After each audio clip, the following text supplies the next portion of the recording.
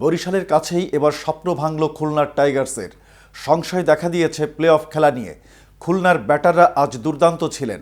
যারা উইকেটে এসেছেন সবাই রান পেয়েছেন, তবে বোলারদের ব্যর্থতায় বড় সংগ্রহ গড়েও জয় পাওয়া হয়নি টাইগার্সদের। এই হারে প্লে অফের দৌড়ে কিছুটা হলেও পিছিয়ে গেছে তারা। তবে কি প্লে অফ খেলার সম্ভাবনা একেবারেই নাই হয়ে গেল খুলনার?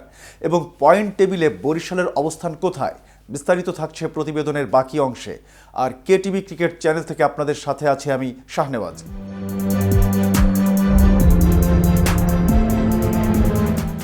টানা 5 জয়ে 16 পয়েন্ট নিয়ে রংপুরকে ছুঁয়েছে বরিশাল।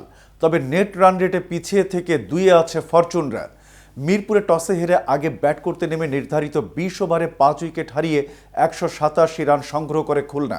জবাবে খেলতে নেমে 19 ওভার 1 বলে 5 উইকেট হারিয়ে জয়ের বন্দরে পৌঁছে যায় বরিশাল। 188 রানের লক্ষ্য তাড়ায় শুরুতেই বিদায় নেন তাওহিদ হৃদয়। অফ ফর্মে থাকা এই ওপেনার আসর জুড়েই দলকে এখন ভোগাচ্ছেন। 11 রান করে হৃদয় বিদায় নিলে ভাঙে উদ্বোধনী জুটি।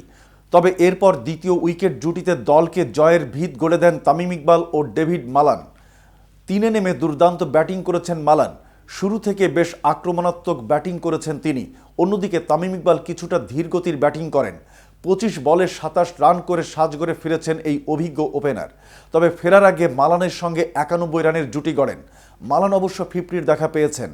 মিডল অর্ডারে মুশফিকুর রহিম, মাহমুদুল্লাহ রিয়াদরা ভালো শুরু করেও ইনিংস বড় করতে পারেননি। দুজনেই 24 রান করেছেন। আর শেষ দিকে ফাহিম আশরাফ খেলেছেন দারুণ এক ক্যামিও। তার 6 বলে অপরাজিত 18 রানের ইনিংসে 5 বল হাতে রেখেই জয়ের বন্দরে পৌঁছে গেছে বরিশাল। এর আগে ব্যাটিংয়ে দারুণ শুরু করে খুলনা। মেহেদী মিরাজ ও মোহাম্মদ নাইম উদ্বোধনী জুটিতে যোগ করেন 47 রান। 29 রান করে মিরাজ ফিরলেও 50 পেয়েছেন নাইম।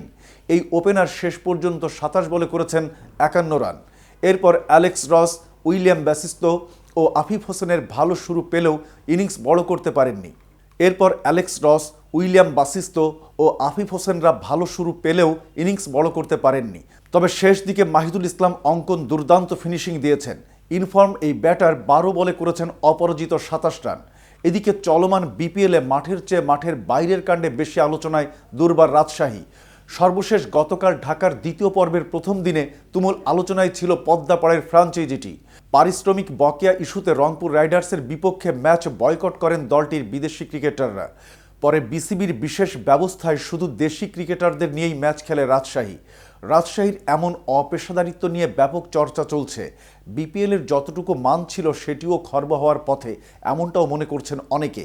এর মধ্যেই বিসিবি থেকে কঠোর হওয়ার বার্তা পাওয়া গেল। ফ্রাঞ্চাইজিটির বিরুদ্ধে আইনি পথে যাচ্ছে দেশের ক্রিকেট নিয়ন্ত্রক সংস্থা। আজ এ পর্যন্তই। এতক্ষণ সাথে থাকার জন্য ধন্যবাদ। নিত্য নতুন ক্রিকেট আপডেট ও ইনফরমেটিভ ভিডিও পেতে কেটিভি ক্রিকেটের সাথেই থাকুন। ধন্যবাদ।